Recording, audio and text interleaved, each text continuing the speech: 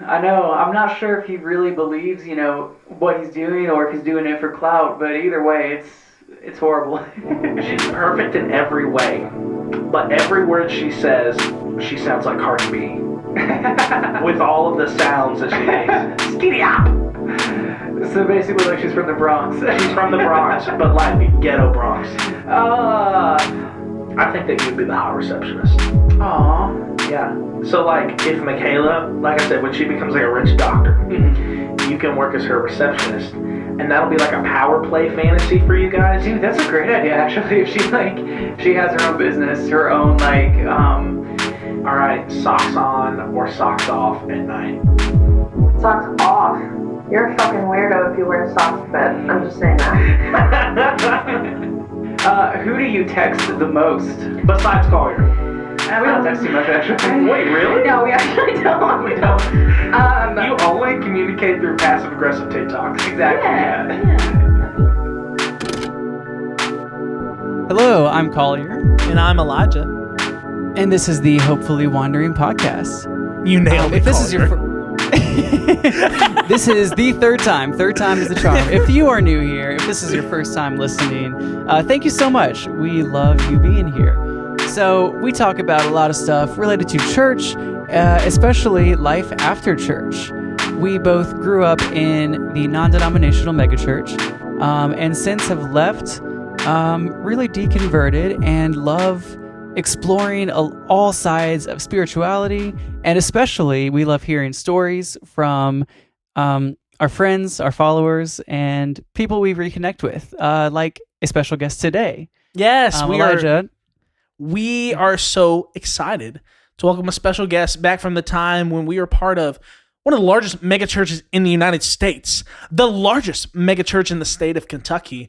Also, the place that has dropped us like a hot potato, even though we still see people every time we go to Walmart, right? You know what I'm saying? I go to Goodwill and I see SE Kids shirts in the bargain bin. I'm just saying. Anyways, welcome, Heidi Arndt. Hello. Hi. Heidi, how are you? It's so good to have you, Heidi. I'm good. I definitely laugh at the fact that they're in a bargain bin, though, because that just feels symbolic to me. So many SE Kids like volunteer shirts I've seen at the Goodwill off of Hurstbourne. Oh, I'm sure you got the Off of orange Hurstbourne? ones. You That got makes the it green funnier ones. since it's on Hurstbourne. Yeah. Uh-huh. Yep. Yeah. Yep. It just makes it funnier. Yes. Literally. Well, our podcast has just been a lot about ever since we have we grew up in evangelicalism, and I know you have a little bit of a different experience from that, but, up until like a year and a half ago, it was really hard to find any other way of life. And so like the Hopefully Wandering name kind of come out of, you're dangling on the rope and you think there's nothing below you and you let go. And it's like, oh, there's all this space that we get to wander and we get to visit and we get to experiment with new ideas, new philosophies, new ways of just seeing life. And so, we are trying to invite a more diverse pool of guests who either have had like similar experiences and have ended up in different places, because it's crazy how many people have grown up like maybe specifically at Southeast, but even in the broader context of like how many people have grown up in like the evangelical church and ended up all over the place. And we decided to bring you on. Woo! Yeah. So. Well, I mean, I don't even technically understand the phrase evangelical church. Like, I grew up in a rural, tiny, tiny town in Nevada. So, like, I grew up in the church, but it was like a tiny 150-person Baptist church, So, like, I'm so sorry. I never heard the phrase, like, evangelical church. It was just, we're going to church. Like, that's what it was. But the town I grew up in was also, like, majority-wise Mormon. So, like, if you weren't Mormon, you were the minority. Like, it was a whole thing. And I thought it was bullshit from the get-go. So it just kind of was awkward. Yeah. So you've had the other experience of being evangelized too, I'm sure. As an adult. Yeah. Yeah.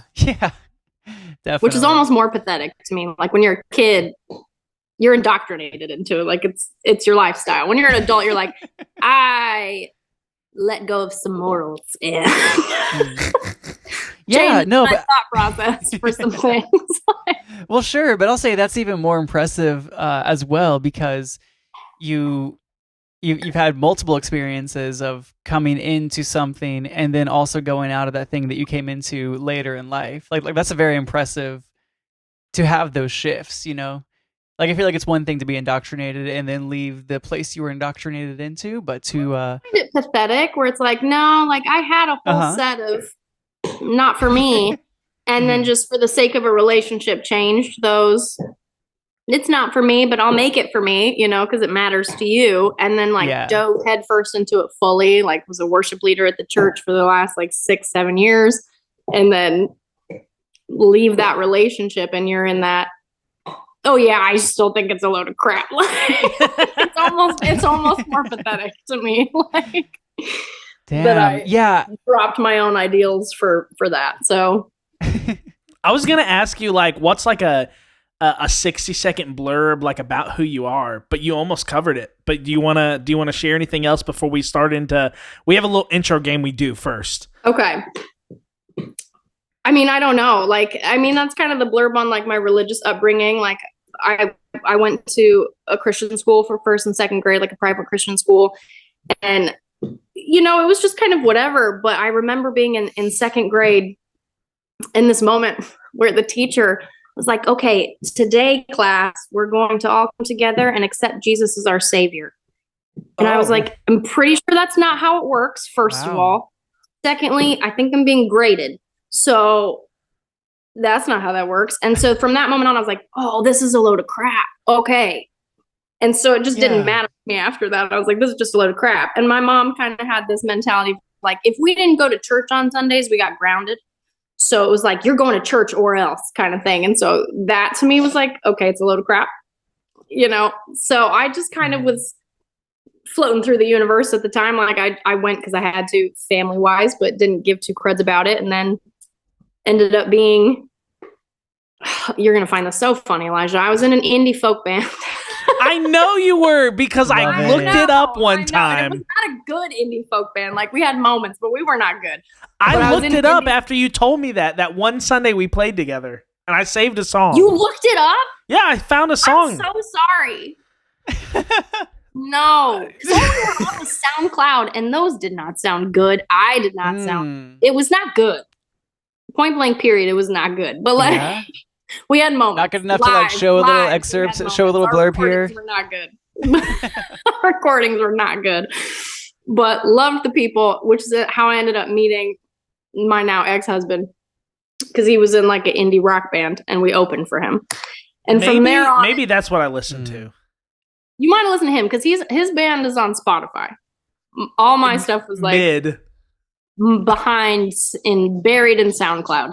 That's okay. Buried. So buried. But no, so that's kind of how I ended up being thrust into it. I was actually going to like Buddhist temple at the time. Fucking rad. Because nice. I was just kind of like curious of like, these seem like like I was more just like, I want to know what it's about. So I would go to Buddhist temple. I wouldn't say I was like a heavily back practicing Buddhist, but I enjoyed it. And I met my now ex-husband and it became he went to church and I was not about that, but I went with him every Sunday to be supportive. Cause I'm like, if you care about this, I'll care about it for you. Like I'll support you, whatever, but was not about it. And that was not reciprocated. Like I asked him to come to temple with me a couple times. That never happened. And it turned into, I didn't go to temple for 2 years, like, cause I was at church every Sunday. And, it just kind of evolved from there. At that point, we were already married. We got married after 10 months of dating because I got pregnant. And we got married and it just kind of evolved from there. And I didn't end up being baptized into the Christian church until I was 20. My daughter was about to turn 1, so I think I was 20. So at that point, it had been like 2 years of this constant come to church with me. So that was kind of my evolution into the church. You were fully in there at that point. I was just sucked in like a vacuum. It was, We're setting up for like a home run like after the game, though. Yeah, You know, I am so excited for the rest of the story, but it will have to wait. It has to. Because We have why to is that, push Elijah? pause. Why does the Because story have to wait? we have a youth group game that everyone We do. loves, and it's the best part They're about so the podcast. bad, though. They're so bad, though. This isn't one of the gross ones, you know. It's not the. They're all gross, Collier. Okay, Yeah. you're gonna put peanut butter on your Well, toes. this isn't like the bodily fluids type of one, you know. not the like how fast can you do this before you puke type of games. This is All right, begin your intellectually torture. gross. Oh, just start it. Have you played the hot seat? No. Now I'm nervous. It's basically we're gonna ask you a bunch of basically like first date awkward questions. Oh, Jesus. Okay. Yeah, just quick rapid fire questions and rapid fire answers. Don't think too hard. This is the worst Yeah. game for me. I'm so blunt. Oh, God. Okay. Yes, let's go. What is your favorite movie genre? Black and white movies, like old black and white movies. That's classy. Just what I grew up Um, with. Dad's very weird. What is if a ghost just appeared in front of you right now? What would you do? I'd be so excited. I'd be so excited. You're talking to a pagan. I'd be so excited. No. Spoilers. No, that's so exciting stop. for real. If there were 25 hours in a day, what would you do with that extra hour? That's an extra glass of wine. That's what that is. Or sleeping. That's it. That's right. That's it. If you could be any animal, which one? A fruit bat. Ah, love it. Just the gut reflex. I That love was fruit No, bat. no thoughts. That was amazing. I love that. I'd be a fruit bat. Hands down. What of the past birthday parties in your life has been your favorite? Okay, actually, my ex-husband did a very nice thing. I hate celebrating my birthday. I hate it. And but I like old silent movies, so he rented a big blow up like inflatable TV and a projector and played like one of my favorite movies on it for my 25th birthday. And that was nice. cute. That That's was a good great. idea. Yeah, it I'm was gonna super steal great. that. I'm pretty sure he borrowed the whole blow up thing from Southeast. I think Southeast owns one of those, but yeah. Yeah, probably. Maybe a few. A few of them, yeah. Because we did it a different year because I'm currently obsessed with Hamilton and I did a Hamilton watching birthday. So we did it on a big blow up screen. I'm pretty sure it's from Southeast.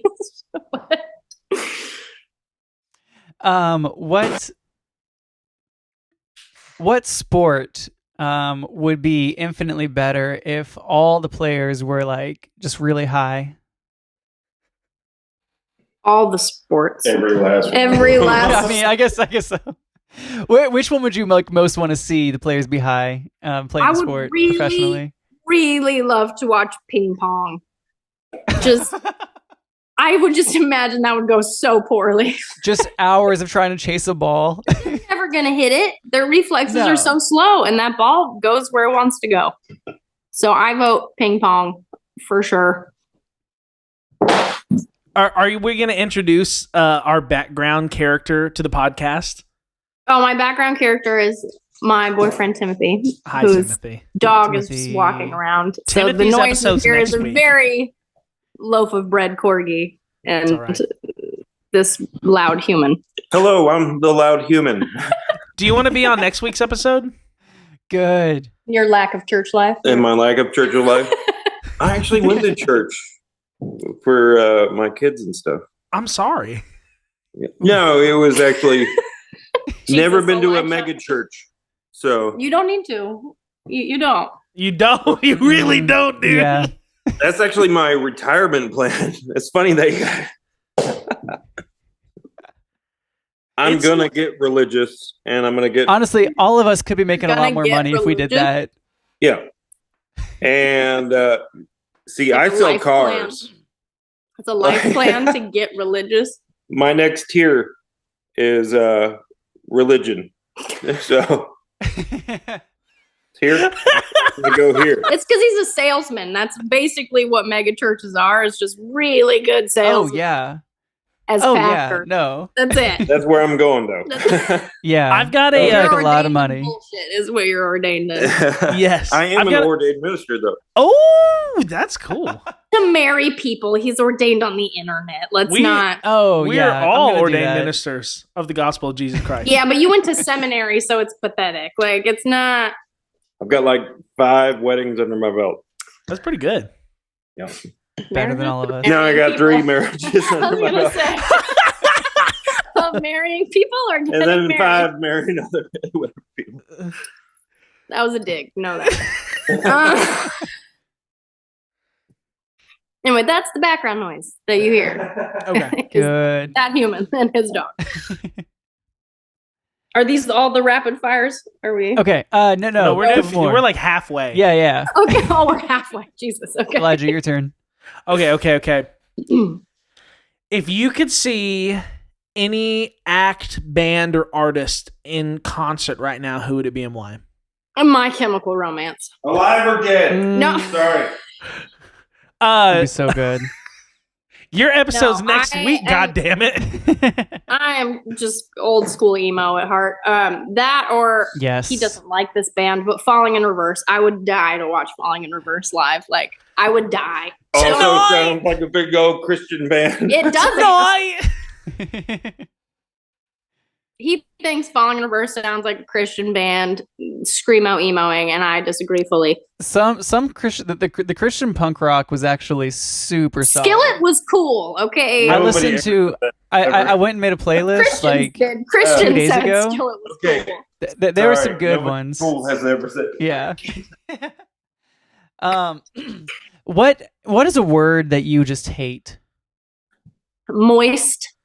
Yeah. I can't do it. I'm fine if we talk about it like in the sense of like baking, because that's the appropriate word. Or like moisture. I'm totally fine with the word moisture. But the word moist in any other context just makes me think of mold. So it's not great.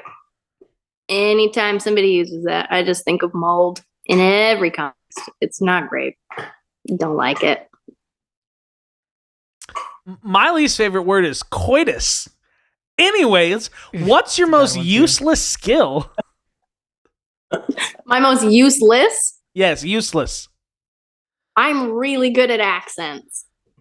I will not do one for you, but I'm really Oh. good. You're not gonna do one? You can't just say that and then know. not do one. Come know. on. They're embarrassing, but I'm very good at them. Particularly dairy Irish accents. Are you Okay. and Timothy like a like an accent couple that you like speak in a certain accent to each other, like a I British mean, he accent? says stuff or- in a weird fucking voice, but I wouldn't. Are they accents? I don't know. Your words cut like daggers. Okay, well, apparently they're accents, and I just think he sounds dumb. But no, I don't even do them around him. They're just stupid things I have conversations with myself in a mirror about, so it's fine. Stop If falling you to ya. Shut up. if you had to if you were forced to be like the singer or a singer in any of the popular Christian worship bands, you know, Hillsong, Bethel, Elevation, all them, which one would you choose? If I had to what? If you had to be like the lead singer in Oh. any of the Christian worship bands, which one would you choose? Oh crap! I honestly, it would be Maverick City. I am on fire for Solid. Maverick City. Even after leaving the church, I'm like, I am bitter that I like this so much because I don't feel it's appropriate to keep listening to it. But like, I love it. Jara, you Oh, are God. enough. No, can't. best answer for Maverick sure. City's so good. Like every time I was on worship, I was like, these are the songs I want to sing. Like, I gotta. Yeah. Yeah, and to my knowledge, they're not connected to like an awful, I think they're horribly kind of abusive connected place, to you know? Elevation, which is a whole. Oh, are they? Which thing. But is better than Bethel and Hillsong as far as No, abuse goes? I would say No. Bethel's than No? Elevation. I've met so many people that came out of Elevation, and it's just a conveyor belt of interns. Like they turn people over Yeah. like Amazon. Like it's Well, but Bethel's Christian Nationalist, I think, is where it's like they're causing. See, and harm I on a think I global don't know scale. enough, like not growing up in like church culture. Like people will say, I didn't know who Bethel was for, like I didn't know there were mega churches. Like, when I moved to Reno, Nevada, after like graduating high school, being in like 150 person Baptist church, like when I went to my ex-husband's first church, it was like 3,000 people, and I was like, this is a church? Like I was shocked. I didn't know churches could be that big or that they had cafes in them. That was new. Like nothing.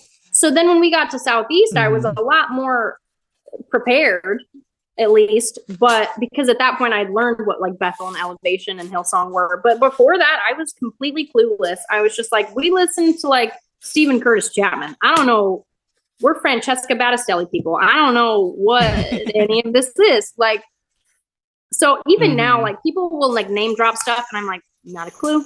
Not a clue. Yeah. I don't know what you're talking about. Like Dive by Stephen Curtis Chapman still slaps. A lot of his songs do. it does not slap. It's not a slap song, Collier. Like it's not. It's just a song that happens to be sung by Stephen Curtis Chapman. You're right. It's just because it was like one of the first songs I ever loved, in my life. It came out like a year or two after I was born, I think. Francesca Battistelli. I can't even say anything. Like, it's your life, what you gonna do? I was vibing to that song so hard. So hard. So I get it. All right, I got two more. Is that good with you, Collier? Yeah. Okay, yeah. Okay. You didn't ask me. I didn't. No, I did not ask you. I thought you were about to ask me. But it's too early. This is not up to you. I'm just kidding. I'm here for the ride. It's fine. What has been one of your most like cringe Christian sermons or Christian experiences that you've got to have through like probably being at Southeast? I'm curious. Like if there's something that was just so corny that you hated. Oh, corny. Because I was going to say, there's a lot of cringe moments that were not corny. I haven't had a corny one. I don't know. Okay. You can do a normal cringe one if you can't. I was like, most of them were just really cringe. Like, okay. I think the one that immediately pops to mind wasn't at Southeast. It was at my previous church in Reno. Grace Church, if in case anybody was ever wondering, because it's the largest church in Reno. But no, when I got married, we had to do like premarital counseling, as you do in Christian relationships, as you do. As you do. But I was already pregnant while we were doing premarital counseling, and the church made it very clear and outright said to me, the only reason that we're letting you get married is because you're already pregnant, because you're not saved. And you're not a Christian, so we would not approve of this marriage.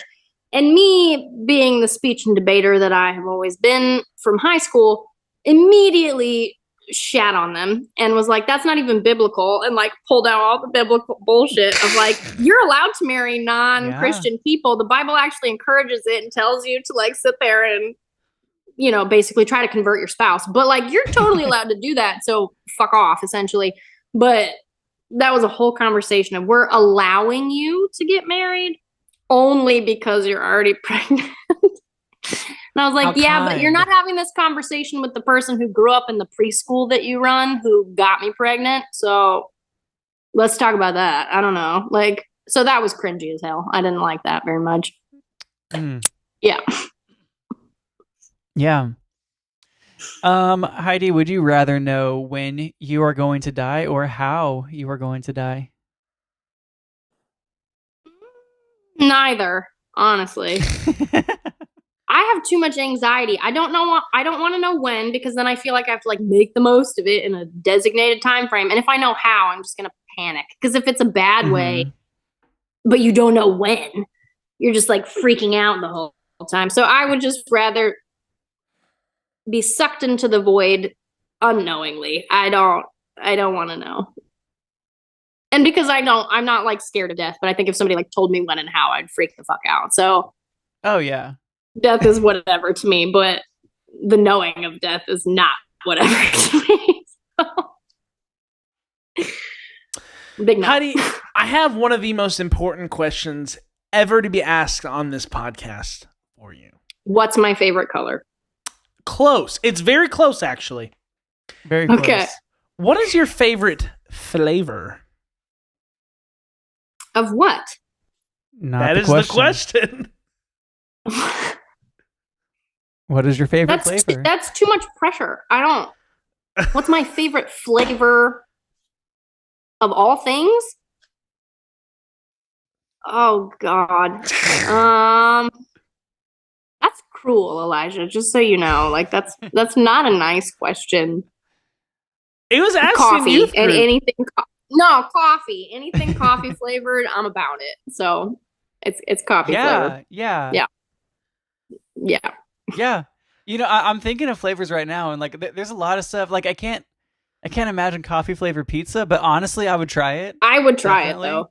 I know. I would love try all it. coffee flavored things. Just make I get espresso flavored ricotta. You've had like a dessert, Yeah. like a dessert That's pizza. solid. You know, What's tiramisu is a dessert pizza. Let's be honest. I don't know about that. Okay, pause. It has a cheese base. No, we're gonna do this. I like debate. Okay, We're okay, gonna okay. do this. God. It has a cheese based filling, cream base.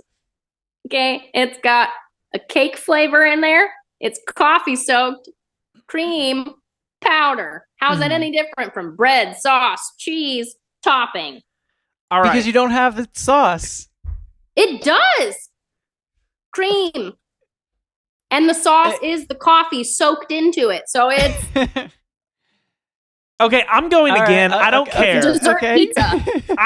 I've got a follow up question. Are you someone that also like says that that cereal soup? Do you debate over that? Is a hot don't dog like a sandwich? No. Well, hot dog is a hoagie. Hoagie and sandwich are not the same. Is a bread hot is dog a sandwich? It's a hoagie. It's a hoagie. What's is a hoagie a sandwich?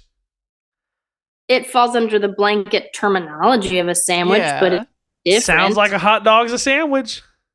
But it's basically underneath like bread is gluten. Like it's not. I don't think we're going to agree on this, so it's best to move on. Probably because you're wrong. So just accept that.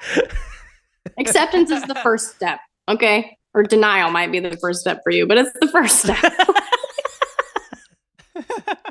Sorry, I'm done. It's okay to I'm be sorry. wrong, Elijah. It's okay. Okay. Heidi, how would you say that others describe you in 3 words?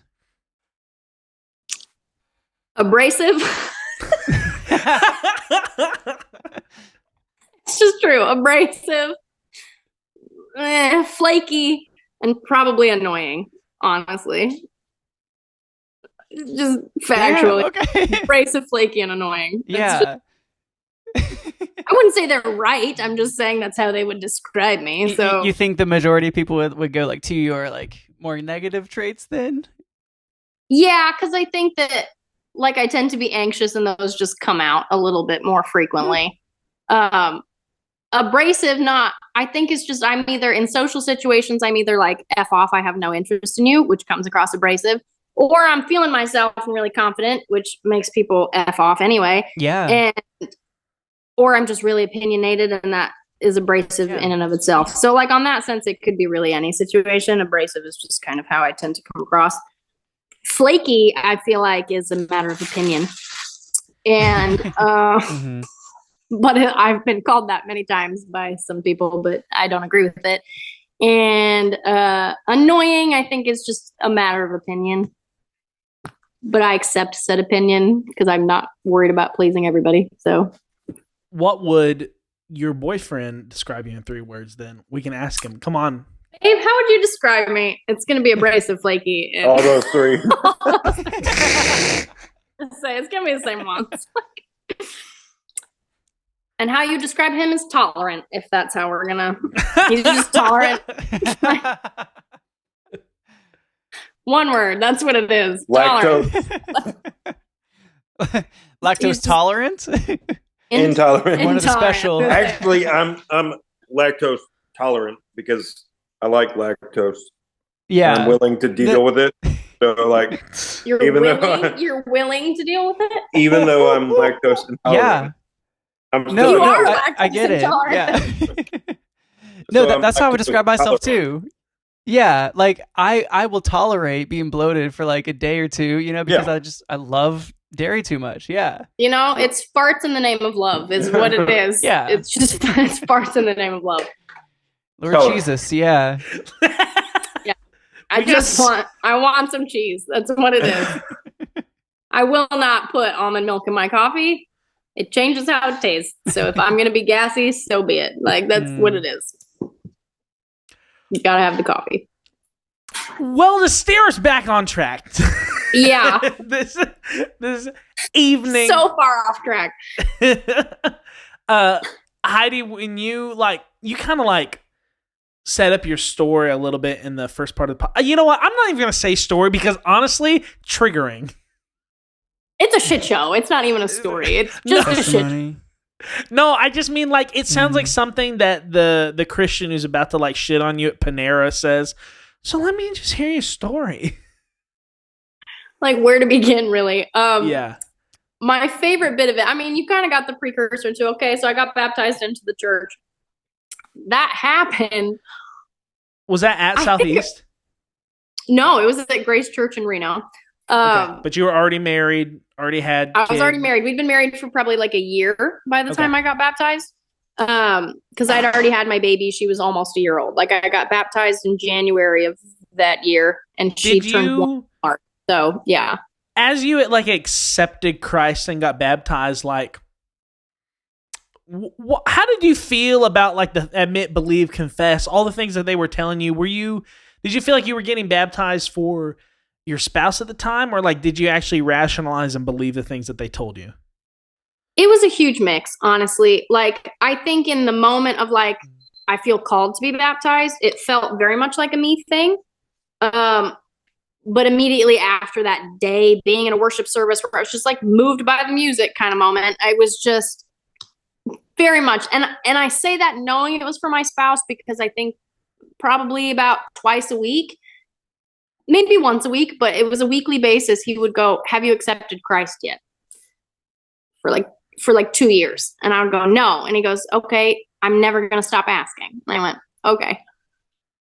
And it came across really lovingly, he's a very interesting character in the sense that he's super charismatic, very charming, very loving person. I think he has very redeeming qualities. So this just fell under that blanket for me. But yeah, it was very much every single ish week, "Have you accepted Christ as your savior?" And I was like, "No." And he goes, "Okay, I'm never going to stop asking."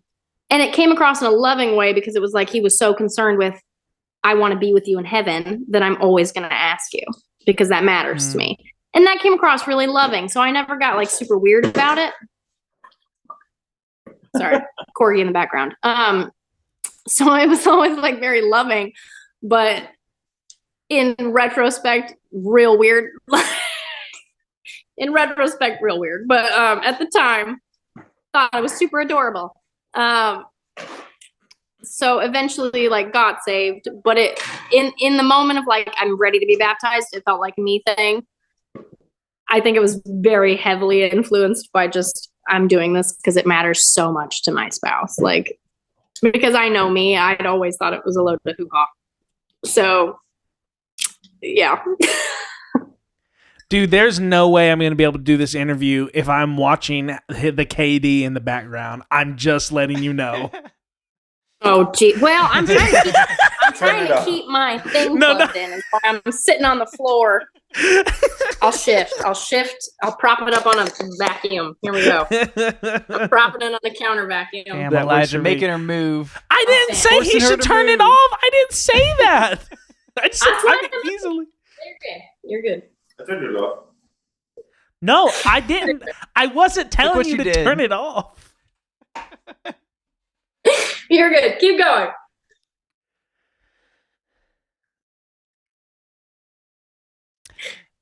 Yeah. Yeah, so I forgot where we left off now. Basically, I guess we wanted to kind of launch a little bit more into your story and specifically your experiences with the church. But I mean, if you want to start any earlier too, I know you mentioned you were going to a temple at the time you first got into the Christian church. So wherever seems good to start. If you just want to go a little deeper into your story there and tell us a little bit more about that, and then we'll eventually get to your departure and everything that happened there. I mean, honestly, the transition from temple to church was not really that deep. I mean, it happened. It was very annoying to me that it wasn't like reciprocated in the sense of, I attended church to be supportive and that wasn't reciprocated kind of thing. But it was just kind of, it progressed that way and that's where it went. And it wasn't super deep in that sense because I wasn't like a practicing, this is to my core Buddhist. It was just, I was super interested in it and I thought the philosophies were really interesting. So I tended to kind of see what it was about. But I'd been going there for like 6-7 months. So it was just kind of like an abrupt stop, which was irritating. But it wasn't like a really deep kind of situation. I think that the dive into church life and my just immense commitment to that was kind of like a deep shift for me. It was kind of a shocking shift. Like, it was kind of a shocking shift. Like, I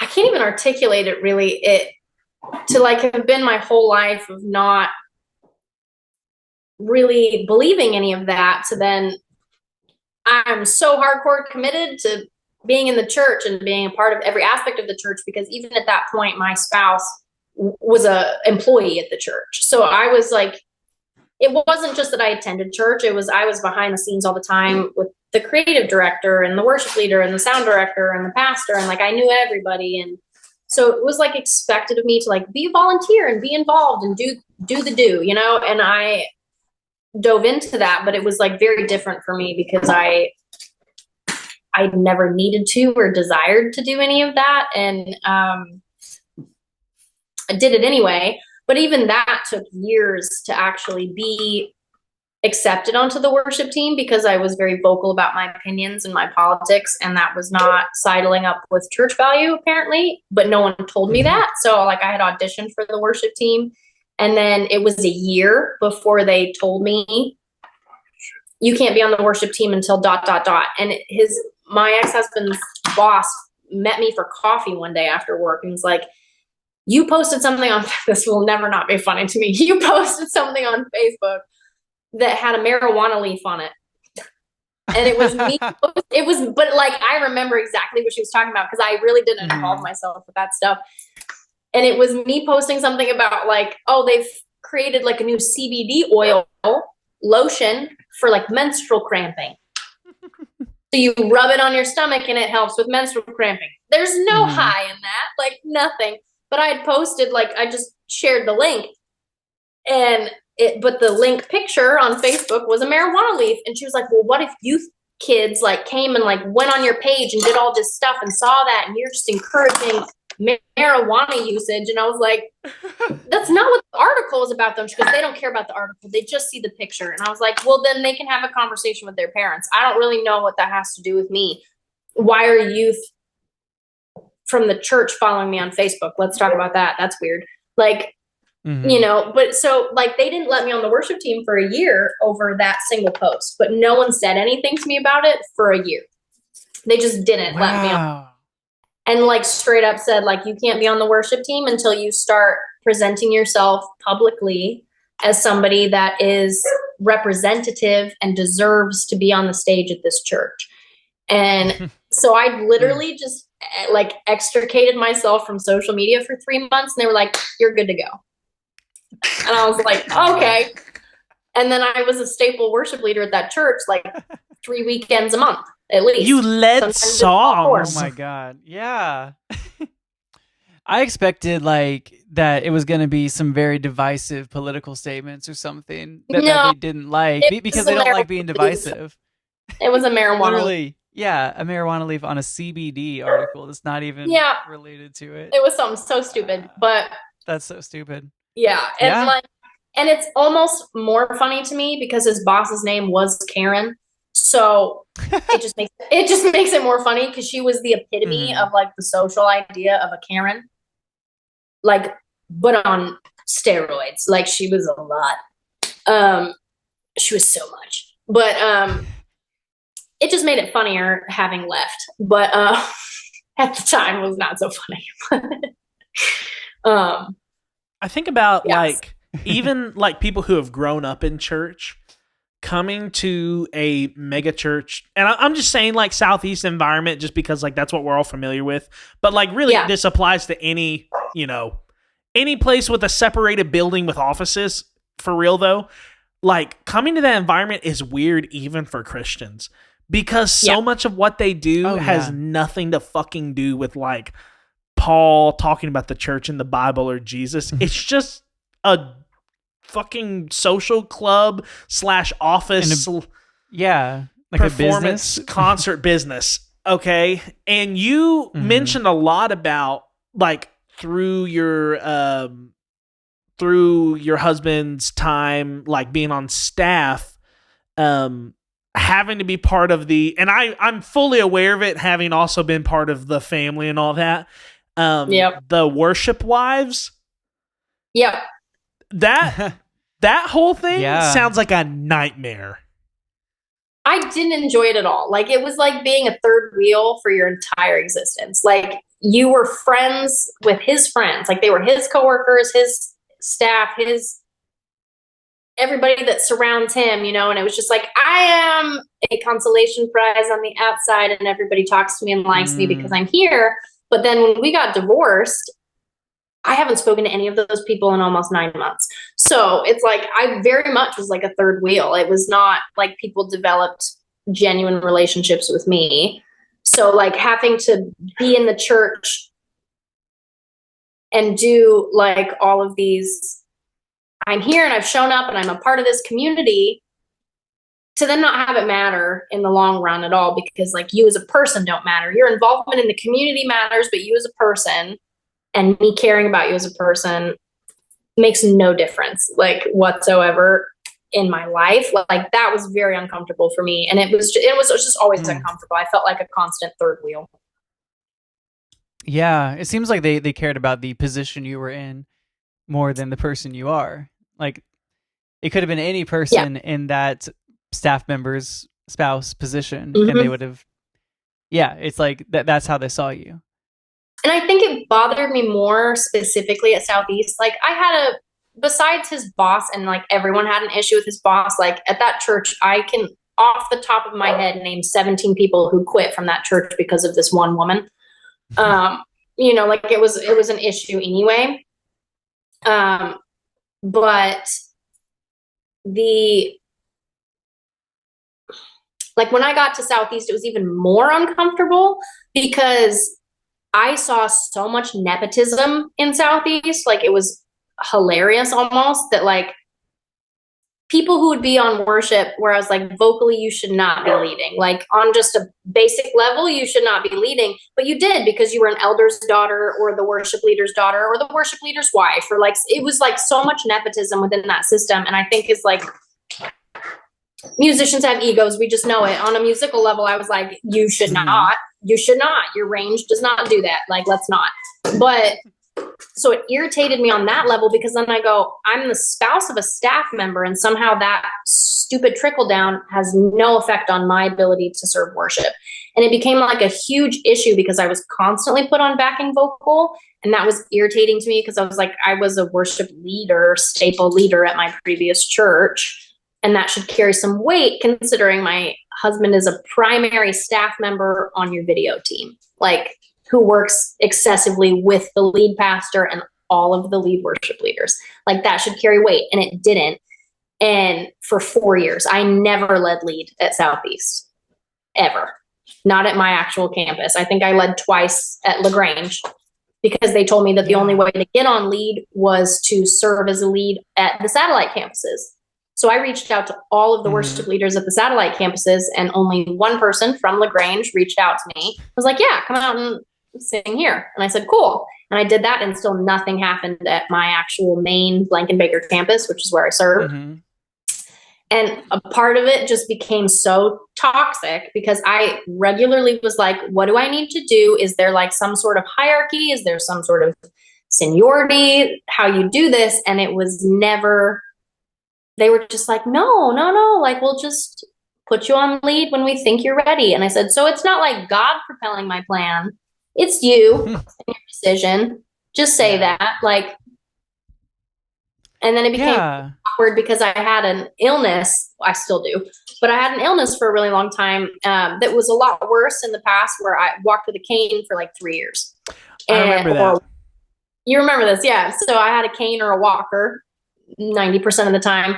And I stopped being put on the worship schedule. And I finally reached out to the person who scheduled the worship schedule, who I was friends with. And I went over to him and I was like, hey, what's up? And he straight up, without any hesitation, said, you know, your look and everything that's going on with the cane, it really just, Blank & Baker is live streamed. Like, that's live streamed all over the world. That is not the image we are trying to put out. And I went, so you're not being inclusive is what you're saying. Like, just say that. Yeah. I was like, this was like 2.5, 3 years into like me being with a cane. I was obviously having like physical and emotional issues with the fact that I'm like, I'm a 27-year-old woman with a cane. Like, this is not, I was an emotional hot mess about it. So it did not go over well. And I was like sitting in his office crying. And he's just telling me like this, I'm not going to schedule you until you don't need the cane, because we don't want you up there. Because I had to go up there once with my walker. I had to sit on my walker because I was just having a really bad day. And after that, they didn't schedule me for like months and months and months. And I was like, I'm available. Like, I'm good to go. And they were like, no, because you have a cane. And at that point, I was like, fuck this church. I'm done. Like, I don't know how much is like the fucking patriarchy, just them sitting in a room together, like having a beer, chilling. My husband was sitting in there listening to it, and he said nothing. Yeah. Just listened to it, and I was just like, that made me mad, because I was like, this is your coworker. Like, this was this other staff member. I was like, how the fuck are you just sitting there? But I just like had to sit there and like advocate for myself, which is fine. I will do so. But I was like, that's just fucked up. I literally said that in his office. I was like, it's just fucked up. And I walked out. Like, yeah. I was like, done. if that doesn't tell you how incredibly and primarily image focused the whole ministry there is, like, I don't know what would. Like, that's what they're about. And like that's what they find important is the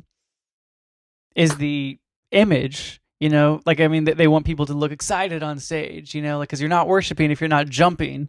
Like, I don't know how that equates to it. No, but like, that is crazy to me. And the thing that always keeps coming back to my mind is like, I know specifically, like Southeast, they were pushing for racial diversity. They wanted more people than just white people up there. Cool. I remember that, yeah. Okay, so that's cool. However, that is the only type of diversity that they actually want.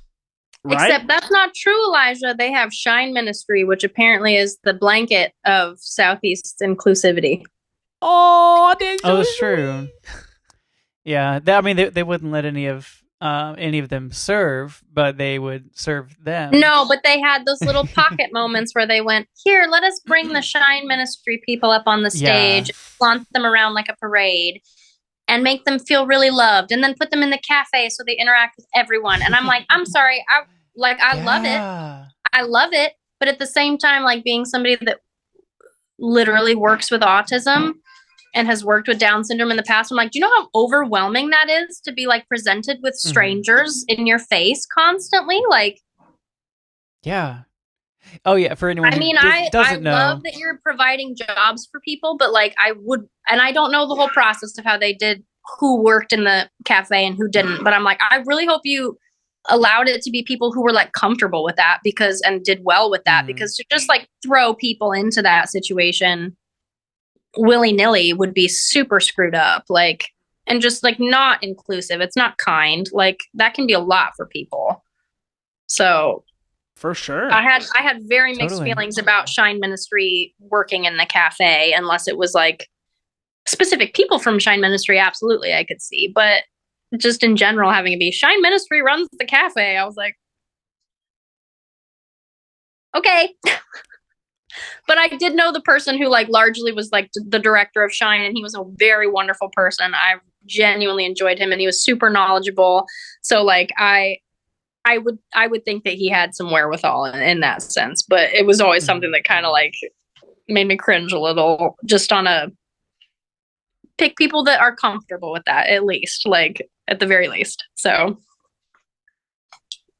Absolutely. but yeah, I hated the whole like Shine Days where they just paraded them up on the stage and were like, "We're here," and they seemed to love it, and I was happy for them. But it was just this is so awkward for like, Yeah. it's so awkward. Like, make them a regular Yeah. part of stuff if you want it to be an inclusive church. Like, they should be a regular part of things, not a fan dance that you do every once in a while. Like, it's just awkward. Like, I didn't like that. I've been thinking about, have you ever been familiar with like the prosperity gospel? Possibly. I don't know if what I know is It's okay. it's called that, but It's like, if you follow Jesus, everything will be okay. oh, that's a load of crap. Okay, well, for sure. But the thing with like the Blank & Banker campus and the live stream and stuff is that they want to present that way. And what I'm here, like, and I don't think that anyone would ever say that out loud. But the fact I always that kind of got the impression that they were just like really trying to copy Elevation. I mean, yeah, but that's the same I thing think so, Elevation too. wants to put on too. Yeah, but Elevation does put that on successfully. Like, anybody with half a brain cell knows it's not, but like, they successfully do that.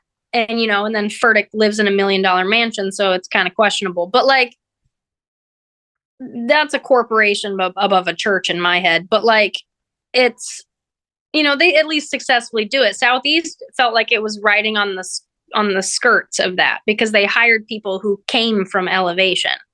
So it was just like, yeah, get us there. And I'm like, well, no. I'm not saying they did it successfully, No. but like their choices and who they would let on and off, like, would reflect that. I don't know. Were you ever privy to like the email that the one guy sent cutting the worship team in half when they started live streaming? Oh. Okay, so guy who we've been talking about, music director. Gotcha. There was a list of people who were deemed worthy of being on the live stream and a list of people who were deemed worthy of not being on the live stream, and two different emails were sent out. One was saying to the people who were worthy, "Hey, we're hoping that you were okay with serving more because we're going to start scheduling you more."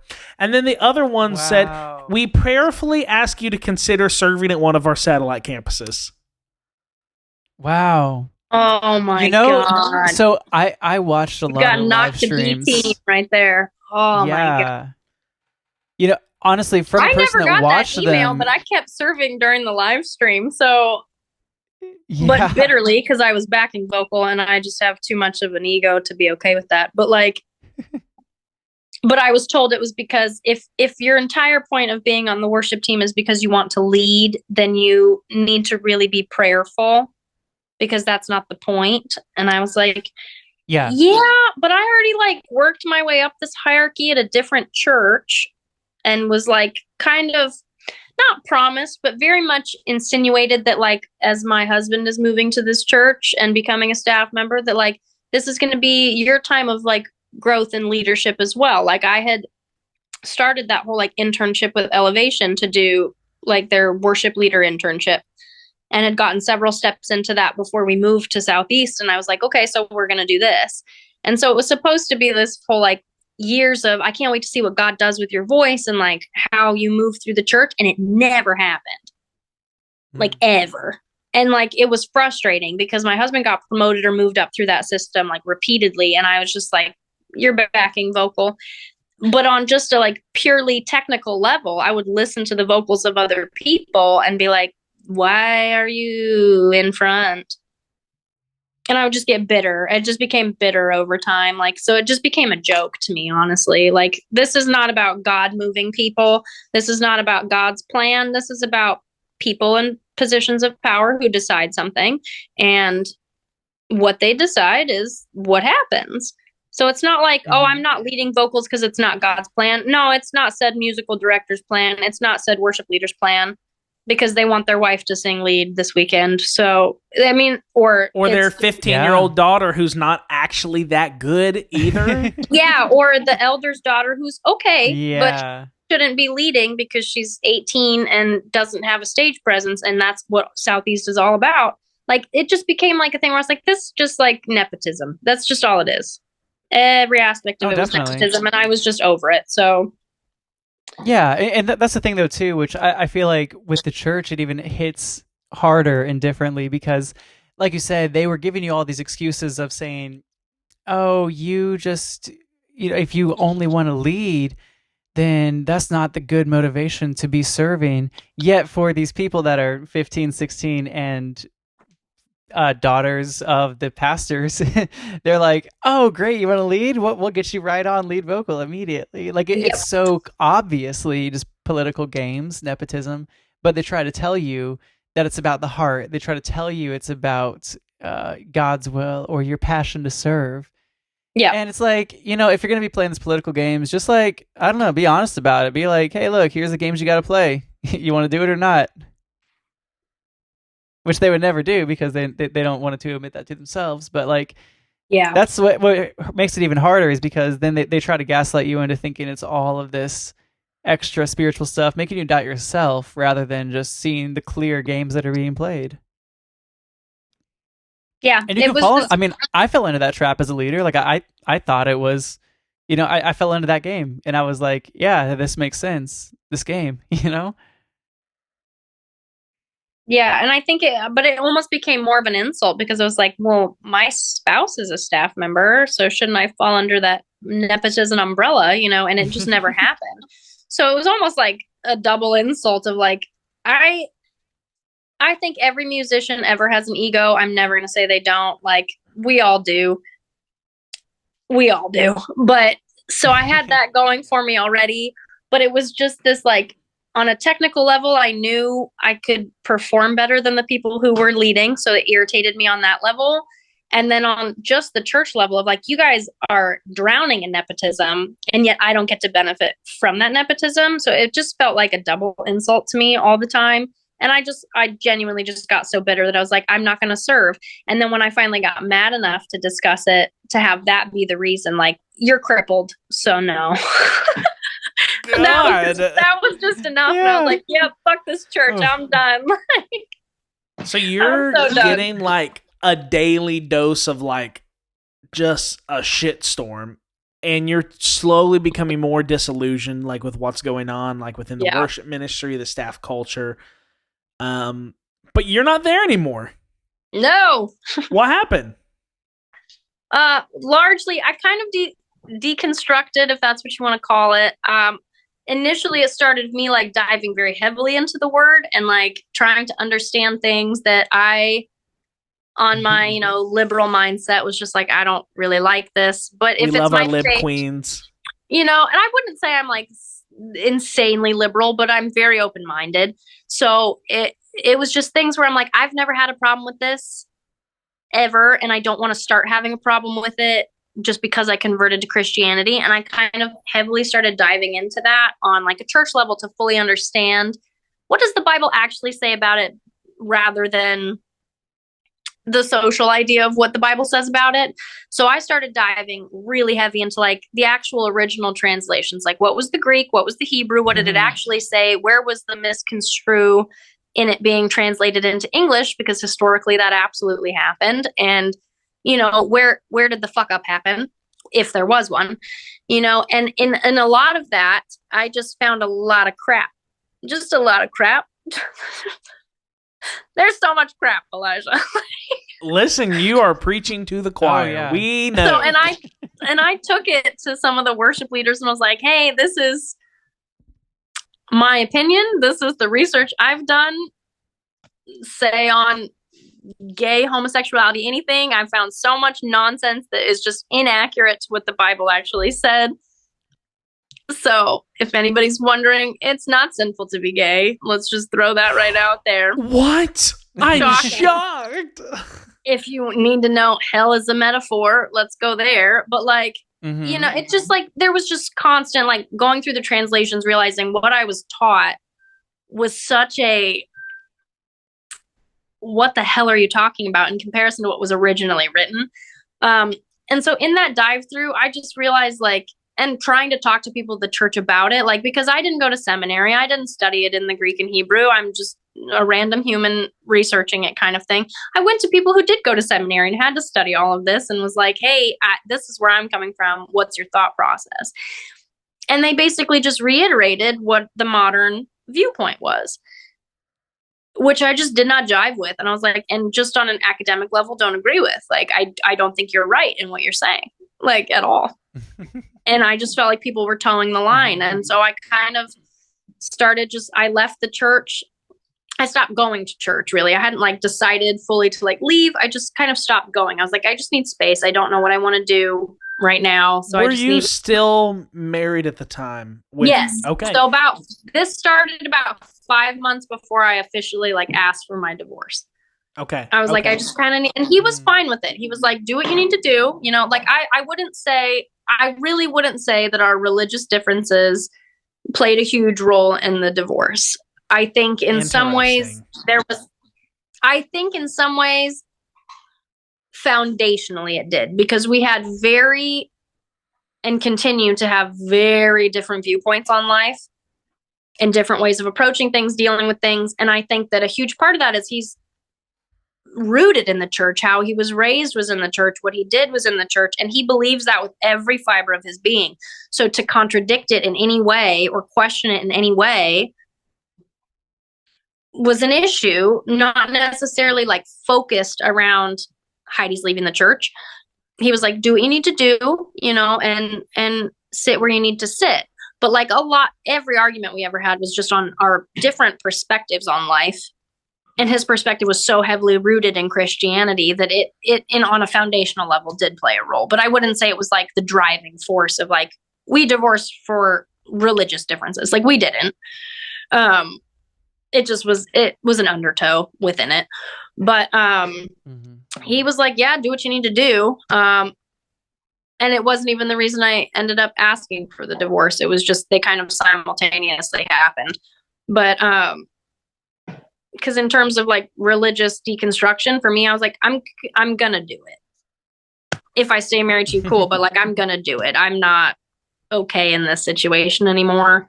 And it got to a point where I just kind of felt almost like abused by the church and used by the church. And I was not about it anymore. So that was kind of the ending and coming out of it. And then it culminated with divorce, and a whole lot of emotional shit show. And now we're just hitting the point of coming out the other side. So Yeah.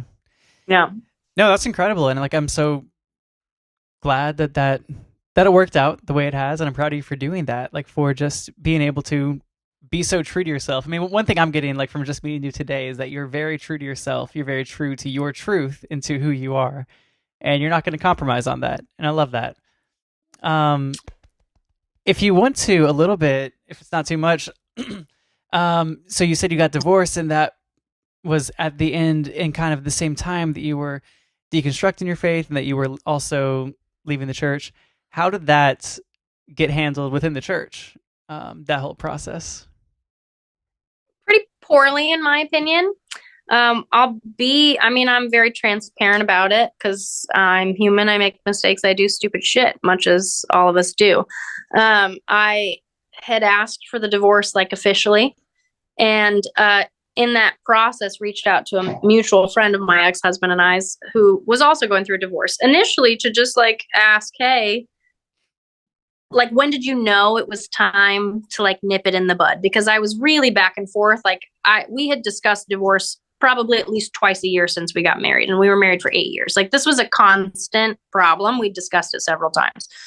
So I had reached out to this friend in the, like, can we just kind of have some counsel moment of like, when did you know it was time to just like leave, you know? Because I was really questioning my decision. Because I just couldn't go through it. I was being a big chicken, basically. Because it was what I'd known. We got married when I was 19.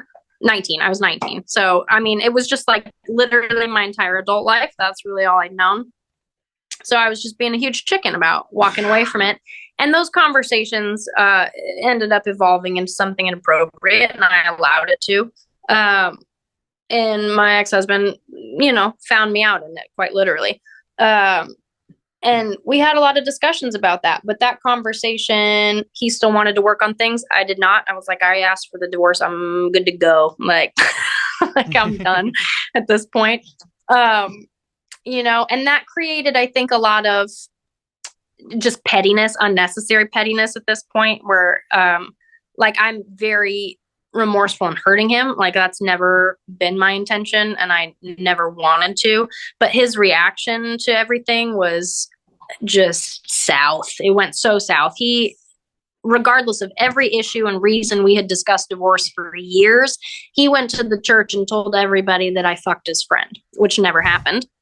And told elders at the church that I had done this. And so I had elders, and I have never met any of the elders at the church, like a random one, just because he was constantly around and has, 17 million children. I've randomly met this human, but I had never met any of the elders on the church. I don't even know who's on the elder board.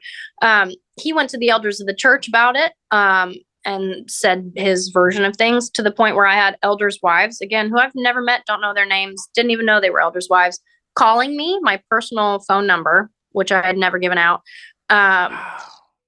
saying, do you want to come in for spiritual counseling? And I was like, I'm not going to discuss private matters or information with people I don't know. They're like, we really respect that, but we think that you need to. And I said, but I don't. I pay a therapist for that. I pay 2 therapists for that. I'm good. I don't need to come to you for spiritual counseling when I'm literally being exorcismed by my therapist on a weekly basis. I don't need it. Thanks though. This is not to mention inappropriate. their only qualification, I'm sure, is being an elder's wife. Is that they're an elder's wife. Yeah. Yeah, that they've been around the church for years. Mm-hmm. So I was pretty butthurt. And then at that point, came to my knowledge just through my ex-spouse leaving his text messages up on a laptop he let me use. They were just open. So of course, me being me, I read them. And just conversations with staff members at the church who I had been friends with up to this point for 4 years, basically encouraging him to have my parental rights terminated. And that I was untrustworthy, couldn't be trusted, shouldn't be allowed around my kids, let alone anybody else's. It was a stark degree change of what I had come to think everyone thought of me. And yet it was kind of validating because I'd always felt like a third wheel. So I was like, yeah, so I was. That's all we had to say. It hurts. People didn't always want hurts. me there. I was there. Yeah, I was there for this human and to bolster and build up this human. And my existence didn't matter. It could have been any woman, any wife, any person. Their position was to bolster the staff member. And the second they stop doing that, they're a complete piece of shit. That's just what they are. So, and I've seen that happen time and time again in church divorces where a staff member divorces and the person who asked for the divorce or who left is completely demonized and just ostracized completely from that community. And I think it's hilarious. I shouldn't find it hilarious, but I really, really do, because I do. I genuinely just think you live a life of redemption. That's all you think about is redemption, and God can redeem any story, anyone. Every disciple or important person in the Bible is somebody who wasn't qualified, and God decided to qualify them. All this nonsense. They all have bad histories. Abraham was a cheater. It's a whole thing. Noah was a drunk, and he still created these stories from these people. And I said, so God can redeem anyone and anything, just not me and anybody that pisses off the church. It's not even wrongs the church. It's just anybody that pisses off the church. You're dropped like a hotcake. And it's just hilarious to me. I think it's completely stupid. Yeah. I mean, didn't you know God can only redeem those who make the church's image look better? Yes. Whether it's the pastor or a heartfelt story that they want to share in a sermon anecdote. Yeah, and I would really push that theory to be put on any Catholic priest that has inappropriately touched another person. Yeah. Redemption's available for them. Yeah, for sure.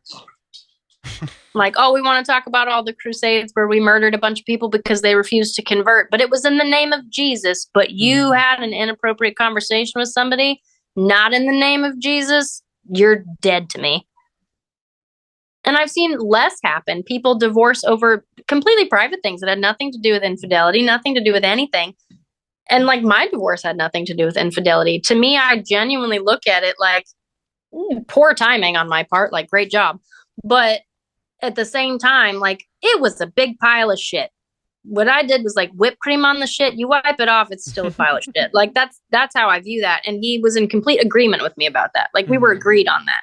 So it was just the church. If they decide to shit on you, they're going to shit on you. Like that's just what it is. And it doesn't matter what you do or how you do it or how remorseful you might be. If you screw up in the church's eyes, you are done. Period. Unless you're a man or on staff, because I've seen so many men cheat and be on staff and maintain their jobs and no one finds out about it. No one in the congregation knows nothing. Like,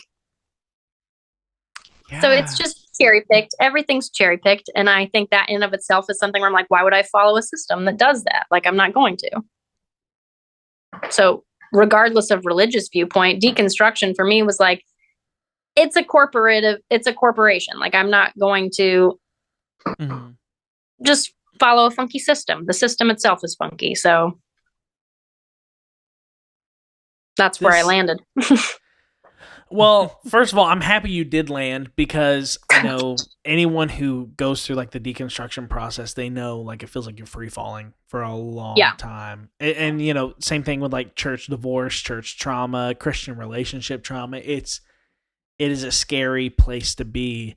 But like just from like the outside looking in on your life, it seems like, you know, maybe not everything's together, but you have found a much more solid place to be. And I think you have spiritually as well. Definitely. I think my viewpoint on spirituality in general just tends to be that I think it's important for the human soul to believe in something, anything. I just think that's character building. But my viewpoint on it is if, and it's going to be so cheesy, but like my viewpoint on it is, if the thing that you choose to believe in is yourself, that's enough for me. Like that's character building and soul building just as much as believing in something bigger than yourself. So if you think that the biggest thing that you can believe in is yourself, like kudos to freaking you. Like I'm about it. There's nothing wrong with that. No. So I'm every viewpoint to me, Christian or not, my viewpoint is if it doesn't mock or degrade somebody else, I could not care less. And it doesn't have to be the same as mine. And I'm not about converting other people. Like, I don't care. Because at the end of the day, we're going to all be eaten by worms. So who gives a shit? So definitely, you talked a little bit about like before we did the podcast about like identifying as like Wiccan now, and like that spiritual place is very unfamiliar to me, and I think it would probably be pretty unfamiliar with a lot of our viewers. And like the description you gave of like of death being eaten by worms, blah blah blah, like, you know, people may say, just again outside looking in, like, oh, you don't believe in afterlife, you don't believe in spirituality, that's a pretty like nihilistic version of what happens. And so like what does that mean? I have a Wiccan coworker and he's kind of crazy and I love him to death, but like when you were explaining it sounds so different. Well, now I'm trying to remember exactly what I said to you, so it sounds as eloquent. But yes. You can just pull up the text and read it. Okay, pause for dramatic. Because what did I send it to you on Instagram? I don't know. I think I did. She's actually gonna read it. I love it. I am, because I'm like, I don't remember what the hell I said. Like, I have moments, but they don't carry over. Like, they don't. Oh yeah, that's why you got to write them down. You got to have the text messages. I'm telling. Well, and I'm just lazy and never delete anything. Notes app. Yeah, I think it was Instagram. Oh, same. Yeah. Oh, I said what I like about. Hold on. What did I say? Oh, I got all weird about it. Oh, I said, okay, so pagan is an extremely blanket term for many different beliefs or even just lifestyles. So that can range from like Egyptian, Greek, Norse mythology to Druidism, Wiccanism, blah, blah, blah. I said, I would say I'm largely Wiccan, but there's a huge stigma and taboo around it because Christianity and the witch trials, so like quote unquote spells. Yeah, we mean don't the give a same fuck thing. about that. We don't care. No, but like Christians do. Yeah. That's like an evil word, you know. But to me and Wiccans in general, like the word spell is just the same thing as like intentionality or honesty, and like potions are the equivalent of baking. Like it's chemistry. You're mixing shit together to create a chemical reaction. That's what spells and potions were. So you know, Wiccanism largely is just like celebrating nature and doing things deliberately to honor that. And so like there are different, okay, so like example wise, there are different kinds of like witches. And like there's one that's like literally called a kitchen witch, green witches, garden witches, forest witches. Like it's a whole like what you kind of align with. And a kitchen witch is literally like somebody who just bakes a lot. Quite literally, that's what it is. But it's like what their version of a spell would be is like as they're baking something, they are thinking heavily about like, who am I giving this to? Am I baking this with like maliciousness because I don't like them and I'm doing it out of spite because I have to? Or am I doing it because I love this person and I want to shower them with affection? And there's the belief that the feeling and emotion that you have while you're baking it is baked into the food and is therefore going to have effect on the person that eats it. That's the entire witchcraft of that. That's quite literally it. So there's a huge like idiocy stigma around it, and in just the sense of the only thing, like paganism is such a blanket term because the whole concept of it is that there are three main factors regardless of like what area of paganism you fall under, and it's like an honoring of your ancestry, a reverence for life, and a deep-seated like care for other people, and that's it. So every other portion of anything, like how you practice it, doesn't really matter. It's just those are the three like pillars of it, you know, and reverence for nature is a really big one. And that will cross like every pagan anything. So that's really like, I think I lean to Wiccanism because I just understand it. But generally, I would say I'm like more, you know, like druid in the sense of like their whole function is to like steward the earth, take care of the earth, you know, you're a child of the earth kind of thing. So it's you know, in some ways hokey sounding, but I just like sidle up with it because like in the emotional moments where I'm by myself in the woods collecting mushrooms because I'm weird in that way, there's this thing that I call like, and I think it's what every person ever feels and we just all call it something different. I call it a hum. But where you're just like by yourself and everything's really still and quiet and you just like feel something talking to you. Like, you know what I mean? Like it's the whole Jesus concept. Yeah. You feel something like touching your soul. To me, it has no voice. It's just a hum. I just feel a hum. And that's what I call it. And that's what I listen to. So I think some people call it God and some people call it whatever the hell they decide to call it, but it doesn't really matter what people call it. We are all feeling the exact same damn thing. And however people decide to live their life accordingly to it is their own business. So Collier is taking notes for his D&D character who's a druid right now. The hum. I'm serious, man. I'm converted to tonism from Scythe. It's not even like a musical note. It's like I feel like keeps a coming weird back to the vibration tone in my chest, and I'm like, oh, there it is. There's the hum. Like I don't know. Like I think everybody feels it, and it's just we call it something different. So is it a G sharp or an A flat? I think it's more like a D. It's very melancholy in a very like comfortable way, but it's melancholy. Okay.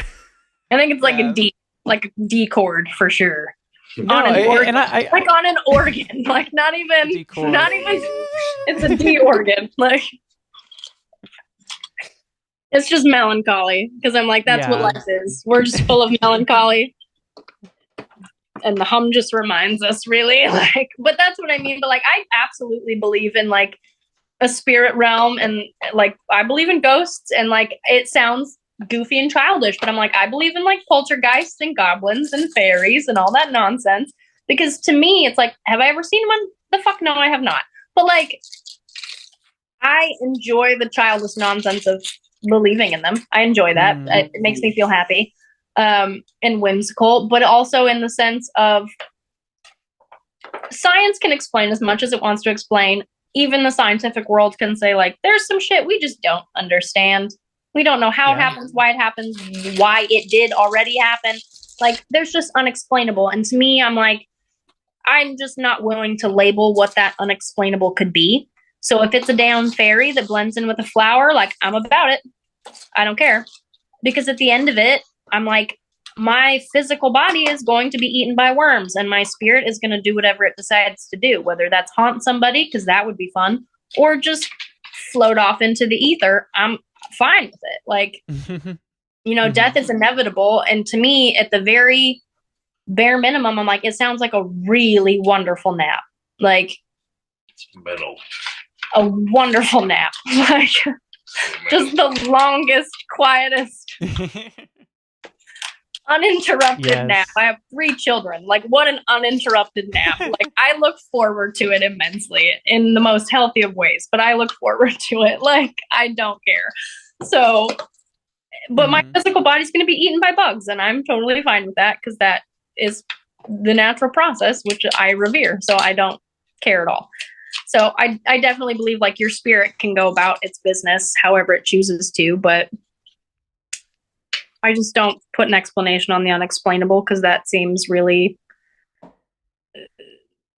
I don't know, almost ignorant in its own way. Like, like, I understand all things. Like, every culture, every religion has its own creation story, and they all sound like a load of crap, every single one of them. And I'm like, does it matter how it was created? It was just created. Like, we're never going to know. So just enjoy it. Like, or hate it. Love but just that. Get through it. Like, it doesn't matter how it got created. You're living in it. So move on. No, I love that. I really, really love the idea of believing things that maybe sound a little childish or a little goofy or whatever, but believing them because you can, and it's fun. And like, if you hold it in that regard too, then if you think that a certain unexplained phenomenon is caused by fairies, and then science eventually proves definitively is not by fairies, you can just go, that sucks. Oh well. Yeah, I guess I'll believe in this other thing too. Yeah, and I think it's kind of the joy of, like, not having a deity in any sense, because, like, if I said I worshipped anything, because I really don't, it would be nature itself. Nature itself, like, the function of nature to me is very much like godlike. So, but it's just a natural function. Like, nobody asks it to do it. It does it on its own. And that's the only constant nature has, is that it's constantly changing. And I think it's easy to think that, like, as humans, like, we're the superior race and we're above all that. I'm like, no, you're a child of nature. You exist because of nature. You are a slave to nature. Like, you're going to get sick. You're going to die. You're going to grow old. You're going to age. Like, the only constancy in your life is that you're going to change. And the only reason that that's happening to you is nature itself. So to me, there's a deep reverence in that, and just, like, acceptance of, so the rest of the in-between doesn't matter to me. I'm like, I grew up hiking with my dad, and we would go hiking, like a 2-mile hike up a mountain to a lake at least once a month. And at the top of this hike, there was very much a fairy ring, like the equivalent of a fairy ring. It was a circle of trees that were surrounded by a circle of mushrooms. That's what a fairy ring is. And I would save a part of my hiking snack to, like, put in there as, like, an offering to the fairies. And that was, like, a thing that I did. And it was just, like, a childish, goofy thing to do, but it brought me so much joy. And I go, so if that's how you get through life, is to be childish and just find stupid moments of joy and going, I believe in trolls, then okay, I'm about it. Like, dude, you just totally took the plot from Trolls. Which was Trolls a great 2? movie. Okay. It was a great World movie. Tour? I don't think that happened at all. So I think if you can find whimsy and stupid childish joy through your life, then that's kind of the point. Like, And then one day those trolls came to life. And sang Justin Timberlake. Yeah. that's a troll I want to be honest. It is like, Yeah, you're redefining in a way when you said that it just brought the verse to mind of having childlike faith. Yeah. And I always love it when we can do that, like people on this side of the church life, when we can find different ways to kind of reinvigorate verses from the Bible, and we're like, oh, maybe it means this. Like, I have a much more childlike faith because I'm offering to fairies rather than this person who is so so stagnant and stalwart in their view of this specific deity.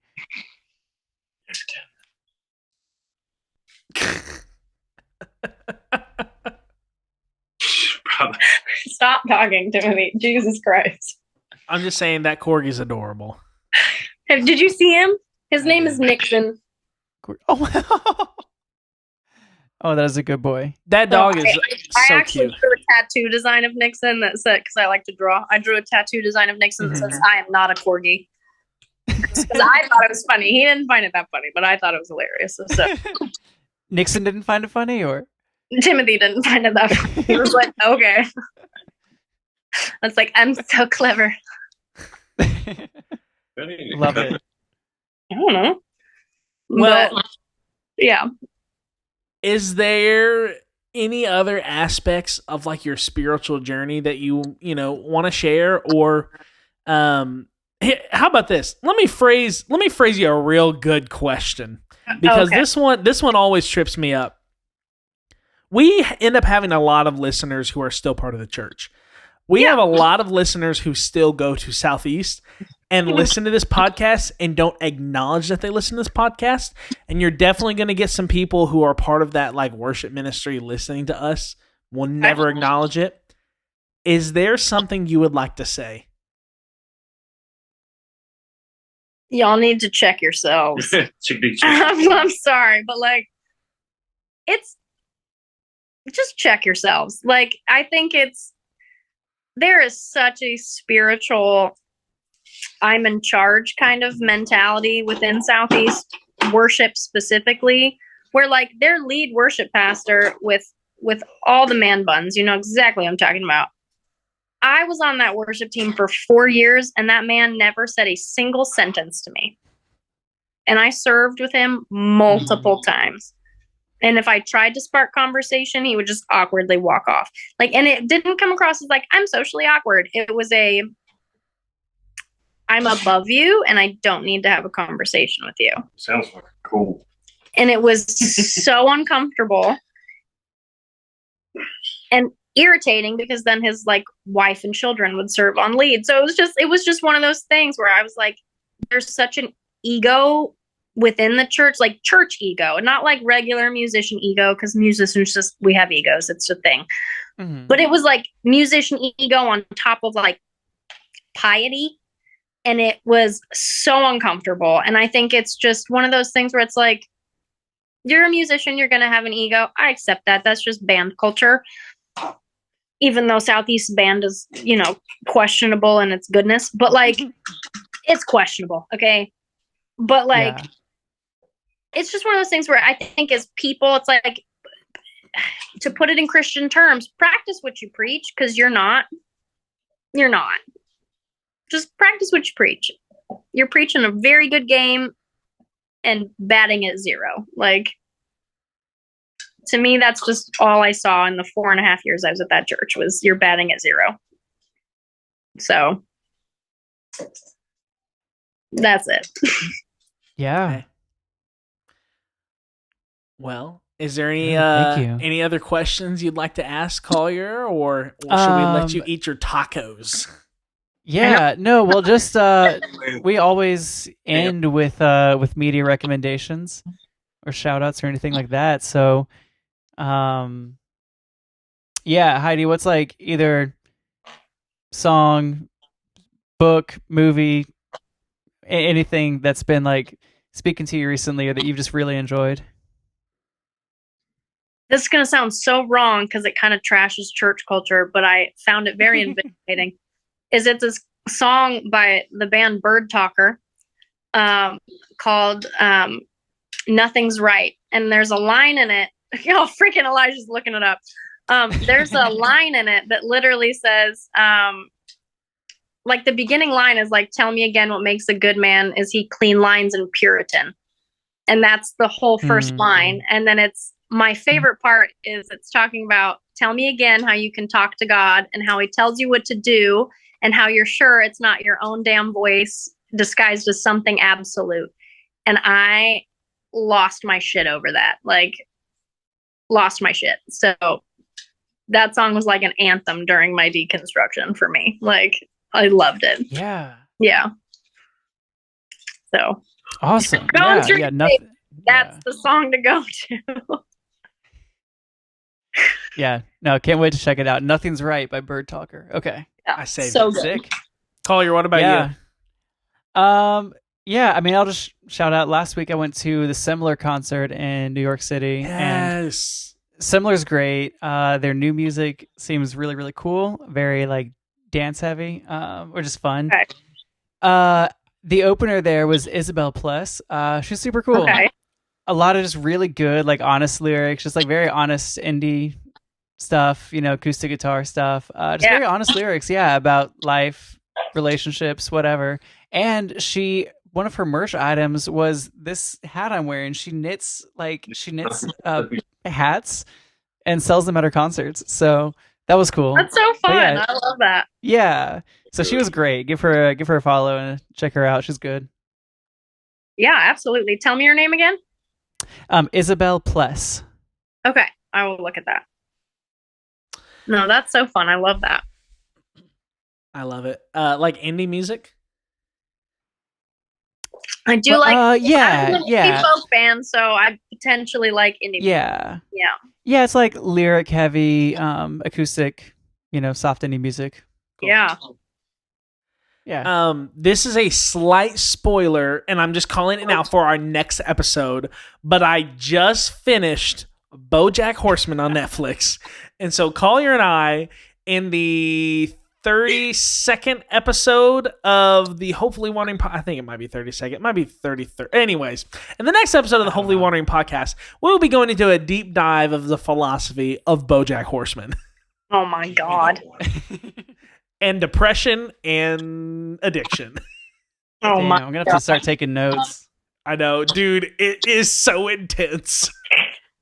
I'm still laughing at the text I got from Elijah. He was like, "Here, we're scheduling the podcast, but unrelated. Like, when are we starting an indie folk band?" And I was like, "When my life is not chaos. I have 3 children."